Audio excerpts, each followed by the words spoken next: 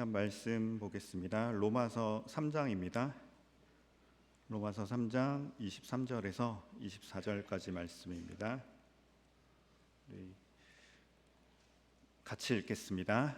모든 사람이 죄를 범하였음에 하나님의 영광에 이르지 못하더니 그리스도 예수 안에 있는 속량으로 말미암아 하나님의 은혜로 값없이 의롭다 하심을 얻은 자 되었느니라.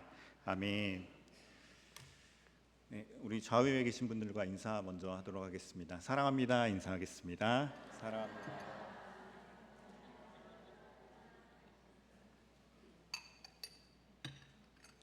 네, 오늘 설교는 저희 유치부 여름성경학교 주제 강의로 준비를 했습니다. 그래서 교재와 공과를 인용하고 참고했음을 먼저 말씀드립니다. 혹시 저희 여름성경학교 언제인지 아시나요? 감사합니다.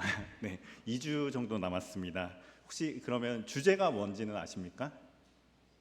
예, 감사합니다. 아무도 모르시죠? 예, 뿌리 내리는 아이들입니다. 우리 한번 같이 해볼까요? 뿌리 내리는, 따라 해주세요. 뿌리 내리는 아이들. 네, 아이들이 믿음의 뿌리를 내릴 수 있는 시간이었으면 좋겠다는 마음으로 그렇게 주제를 준비했습니다. 이제 설교를 시작하도록 하겠습니다. 혹시 알리익스프레스라고 아십니까? 이용해 보셨나요? 네, 안 해보셨군요. 네. 중국의 온라인 소매 업체인 알리바바 그룹이 운영하는 글로벌 온라인 쇼핑 플랫폼입니다. 저는 몇 번 구입을 해봤습니다. 터무니없는 가격으로 많은 물건들을 샀던 기억이 있습니다. 이것저것 사다 보니까는 아내한테 잔소리도 참 많이 들었습니다. 워낙에 저렴하게 구입하다 보니까는 쓰거나 고장 났을 때, 그리고 망가지면은 별 생각 없이 버렸던 기억들이 있습니다. 워낙에 저렴하게 구입하다 보니까는 대수롭지 않게 버렸던 기억입니다. 사람 마음이 참 신기합니다. 가격이 저렴하면은 그 물건이 하찮게 여겨지게 됩니다. 그런데 물건만 그런 것이 아닙니다. 파이디온 선교회 대표 고종률 목사님은 오늘날 많은 이들이 복음을 장사하고 있다고 이야기한 적이 있습니다. 시골 장터에서 약장수가 온갖 미사역으로 사람들의 귀를 즐겁게 만들어 사람들에게 약을 파는 것처럼 오늘날 복음도 그렇게 사람들이 듣고 싶어하는 이야기로 포장되어 소개되어 있다고 말합니다. 마치 믿기만 하면은 만사가 형통되고 인생의 걱정이 사라지는 것이 복음이라고 소개한다고 합니다. 이런 복음 장사는 결국 복음을, 죄송한 표현입니다, 싸구려로 만들었습니다. 사람들은 복음에 대한 설명도 제대로 듣지 못하고 이해하지도 못한 채 단순히 믿는다라고 말하고 있습니다. 분명 복음은 사람들이 쉽게 설명되고 그들의 언어와 그들의 삶의 방식대로 전해져야 됩니다. 그러나 복음 장사꾼들에 의해서 복음은 싸구려로 전락했습니다. 사람들은 싸구려 복음으로 인해 복음의 핵심을 정확하게 이해하지 못하고 복음에 대한 확신을 가지지 못한 채 신앙생활을 시작합니다. 그리고 복음을 싸구려라고 인식한 사람들은 그 복음에 자신의 인생과 열정을 투자하지 않습니다. 복음이 우리의 삶에 어떤 변화를 주죠? 복음은 자신과 이 세상을 어떻게 생각하고 바라보든지에 대한 시각을 바꾸어 줍니다. 복음에 대한 분명한 이해와 확신은 그 사람의 가치와 존재 이유에 대한 명확한 인식을 제공합니다. 즉, 복음은 사람들의 세계관에 변화를 가져다 줍니다. 그런데 복음 장서로 복음을 받아들인 사람들의 신앙은 어떻죠? 그야말로 갈팡질팡입니다. 그들의 신앙은 그들의 소원이 응답되느냐, 그렇지 않느냐에 따라 오락가락합니다. 진리에 대한 깊은 깨달음과 그 깨달음이 삶으로 드러나는 것보다 병이 낫고 경제적인 환경이 좋아지는 것에 더 큰 관심을 갖게 됩니다. 원하는 결과가 삶에 나타나면 활발한 신앙생활을 하지만 그 반대의 경우 신앙은 물거품처럼 사라집니다. 세계관의 변화가 없는 신앙은 실체 없는 거품과 같습니다. 복음의 본질과 그 의미가 왜곡된 이 시대에 우리의 세계관을 바꿀 분명한 복음 소개가 필요합니다. 그 첫 번째 이유는 전도는 복음을 말과 삶으로 전하는 것이기 때문입니다. 그동안 우리는 삶이 변화되어야 한다는 것을 크게 강조하지 않았습니다. 하지만 본래 전도는 어떻게 하는 거죠? 말과 삶으로 하는 것입니다. 따라서 우리가 전한 복음을 그들이 받아들인다면 그들의 삶도 변화되어야 합니다. 두 번째 이유는 복음에 대한 잘못된 목적을 바로잡아야 합니다.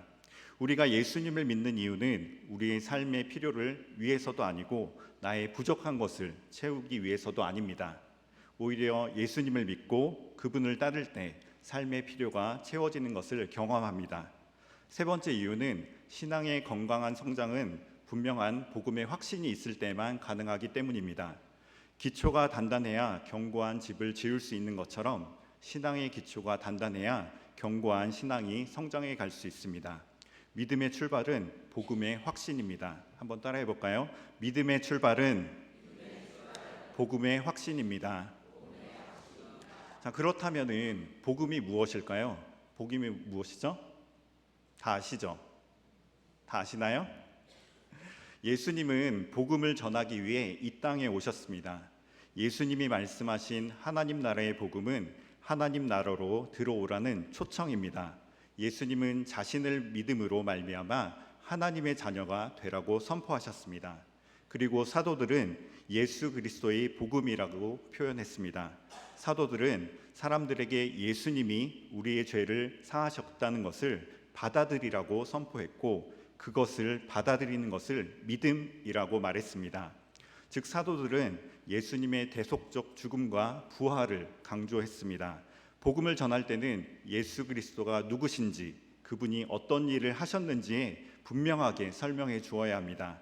다시 말해 예수 그리스도가 완전한 하나님인 동시에 완전한 인간이시라는 점이 소개되어야 하고 예수님이 우리의 죄를 위해 십자가에서 죽으시고 부활하셨다는 것을 전해야 합니다. 복음은 단순히 예수님에 대한 지식적 이해나 느낌이 아닙니다. 진정한 복음은 사람으로 하여금 회개하게 하고 새로운 피조물이 되게 합니다. 자신의 죄를 깨닫고 그것은 삶의 변화를 이끌어냅니다. 이것이 복음의 능력입니다. 참된 복음은 인생의 주인이 누구인지 깨닫게 합니다. 복음을 깨달은 후에는 예수님을 자신의 삶의 주인으로 고백하고 예수님을 주인으로 모시고 예수님과 함께 그리고 예수님을 위해 사는 것입니다. 그러나 우리가 살고 있는 이 시대는 어떤 시대죠? 물질의 우상이 많고 쾌락 문화가 많습니다. 다양성의 문화로 둘러싸여 있습니다. 어린아이부터 성인에 이르기까지 잘 살고 즐기는 것이 모두의 관심입니다. 그러다 보니 기독교는 사람들의 욕구를 충족시키지 못합니다. 목회 데이터 연구소에서 올해 1월에 발표한 한국교회 명목상 교인 실태 조사의 내용입니다. 네, 잘 보이시나요? 대한민국 종교별 인구 특성 비율로 2012년 기독교는 2012년입니다. 2012년 23%였습니다. 그런데 2023년 16.6%로 마이너스 6% 이상 감소했습니다. 잘 와닿지 않으시죠? 네. 그래서 구체적인 숫자로 한번 이야기해 보겠습니다. 우리 2024년 6월 기준 우리 고양동에 몇 명의 사람들이 살고 있는지 아십니까? 어린아이부터 나이 드신 분들까지 몇 분이나 살고 계신지 아시나요? 잘 모르시죠? 28,710명입니다. 생각보다 많은 인구가 살고 있더라고요. 고양동에. 강원도 양양시와 맞먹는 인구수라고 합니다. 그 중에서 16.6%는 몇 명일까요? 계산이 안 되시죠? 네, 4,765.86명입니다. 그러니까 고양동의 기독교 인구는 4,765명 정도라고 합니다. 고양동에 교회는 몇 개나 있는지 아십니까? 네이버로 검색해 보니까는 고양동의 교회는 약 29개입니다. 천주교 빼고요. 이 29개에는 이단도 아마 포함되어 있는 것 같습니다. 그런데 그냥 오늘은 상관없이 그냥 29개. 네. 그러면 16.6% 약 4,766명을 교회 숫자에 대입하면 한 교회마다 평균 몇 명의 성도가 있는 걸까요? 네, 164명의 교인들이 있습니다. 우리 교회는 이 평균보다 많은 분들이 모여서 함께 예배드리고 있습니다. 그리고 타 지역에서 오시는 분들도 계십니다. 어떠신가요? 조금 안심이 되시나요? 우리는 좀 더 많이 모이니까 괜찮다. 그렇다고 안도하거나 안주하지 마십시오. 20대에서 40대 계신 교인은 최근 10년간 절반 이상 감소했다고 합니다. 사회가 고령화되는 것보다 교회가 고령화되는 것이 더 빠른 추세입니다. 이 보고서에 따르면 이대로 가면은 10년 후 계신 교인은 전체 인구의 12%가 된다고 합니다. 자, 그렇다면 해결책은 무엇일까요? 해결책은 뭐라고 생각하십니까? 네, 저는 다시 복음이라고 생각합니다. 아니요, 처음부터 복음밖에 답은 없습니다. 우리는 바른 복음을 전해야 합니다. 누구에게 전해야 할까요? 나에게, 우리 자신에게 먼저 전해야 됩니다. 그리고 우리 다음 세대에게 전해야 합니다. 우리의 이웃에게 전해야 합니다. 복음 장사의 왜곡된 복음이 아니라 우리를 위해 죽으시고 부활하신 예수님을 전해야 합니다. 우리는 예수님이 우리 죄를 위해 하신 일이 무엇인지, 구원받은 참 믿음이 무엇인지, 그리고 구원받은 이후에 우리가 어떻게 살아야 하는지에 대한 그림을 그릴 수 있어야 합니다. 그 그림을 그리기 위해서는 먼저 하나님이 지니신 두 가지 속성을 알아야 합니다. 하나님은 어떤 분이시죠? 하나님은 어떤 분으로 알고 계십니까? 하나님은 사랑의 하나님이십니다. 하나님은 공의의 하나님이십니다. 창조 과정에서 나타난 사람을 향한 하나님의 특별한 사랑, 그리고 그 죄를 심판하셔야 하는 공의로운 하나님에 대해서 알아야 합니다. 그 다음 우리의 삶에서 사랑과 공의의 하나님을 경외하며 살 것을 다짐해야 합니다. 그리고 죄를 지은 인간이 하나님과 어떤 상태에 놓이게 되는지를 알아야 합니다. 하나님은 완전한 사랑의 대상이었던 사람에게 모든 것을 주셨지만 사람이 어떻게 되죠? 죄를 짓고 맙니다. 그 결과, 죄의 결과 사람은 하나님과 멀어졌습니다. 죄는 하나님과의 관계에서 단절을 가져오고 죄의 결과는 죽음이라는 것을 우리는 기억해야 합니다. 네, 말씀 같이 읽겠습니다. 모든 사람이 죄를 범하였음에 하나님의 영광에 이르지 못하더니 우리는 모두 죄 아래 있는 사람입니다. 아담의 범죄에 우리 모두가 참여했습니다. 하나님 앞에서 불경건, 불순종, 불의의 죄를 범하고 있습니다. 우리는 우리 자신이 죄인임을 인정해야 합니다. 조금 막연하시죠? 나는 아담과 별 관계가 없는 것 같은데, 나는 나름 착하게 잘 살고 있는 것 같은데, 나는 다른 사람에게 피해 주지 않는데 라고 생각하실 수 있습니다. 그래서 성경학교에서 아이들과 함께 나눌 내용으로 죄를 한번 적용하도록 하겠습니다. 우리 1번 같이 읽을까요?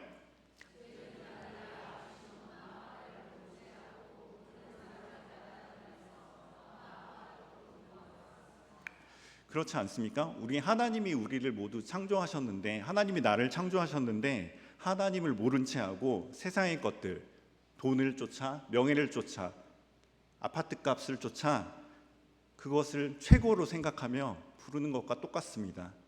두 번째 같이 읽을까요?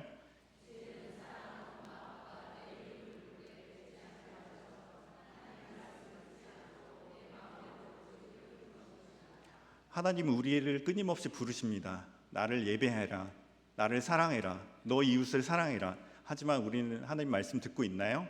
듣지 않죠. 내 마음대로, 내가 하고 싶은 대로 그렇게 하고 있습니다. 세 번째 같이 읽겠습니다.